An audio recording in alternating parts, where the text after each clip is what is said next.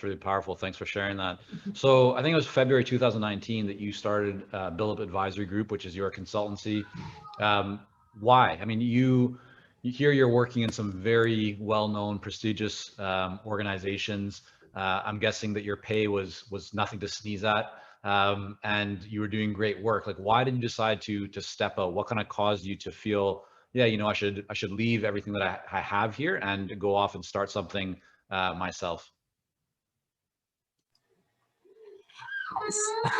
I'm so sorry, Michael. This is my daughter. All good, So, yeah. um, but the it's really for her, right? For her, her being Kaden and my younger daughter Nova. I wanted to get more flexibility, and I wanted that in two main ways. One is with my family because I wanted the ability to be around in the middle of the day if I needed to for them. I wanted to be present for them in a way that I didn't think I could within a structure that was not my own. The second was to have flexibility around the kinds of work that I did, the kinds of projects that I worked on, and the kinds of organizations and individuals I did that work with. So in my practice, what I really pride myself on doing is working only with brave organizations, brave nonprofits, and philanthropies that are trying to affect social change throughout the world. And so I thought about what would it feel like to have that kind of flexibility to pick and choose what I worked on and who I worked with. And that's when I said, well, what would it look like if I created something of my own? Yeah, you know, I remember, Nick, that back in one of our like weekly clarity coaching calls, that you recognize the importance of marketing your business, doing follow up, like the whole prospecting thing. But I remember at one point you said like you just kind of felt like you were getting a bit stuck, right? Like you knew you need to do it, but you weren't always getting it done. And I asked you like, why are you doing what you're doing? Like, what's really driving you? Why did you leave the corporate world and start this whole thing? And you said just that. It's like I did it for my kids, like really to be with them, have greater flexibility. Do you remember that call? Do you remember that kind of conversation?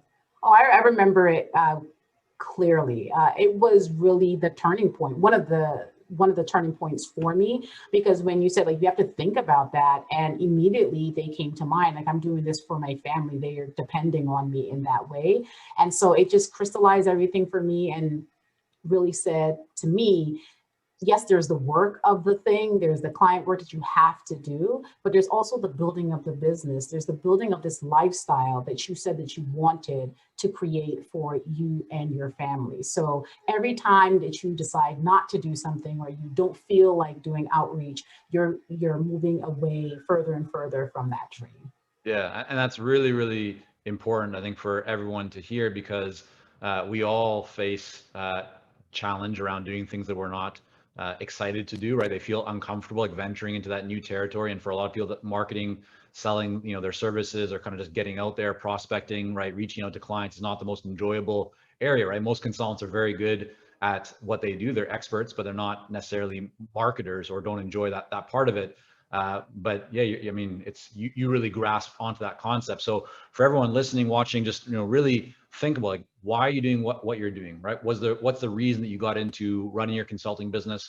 What's your goal? What are you doing it for? And hopefully you'll, in thinking about that, that'll kind of be the impetus and a bit of push for you to continue working towards that direction. So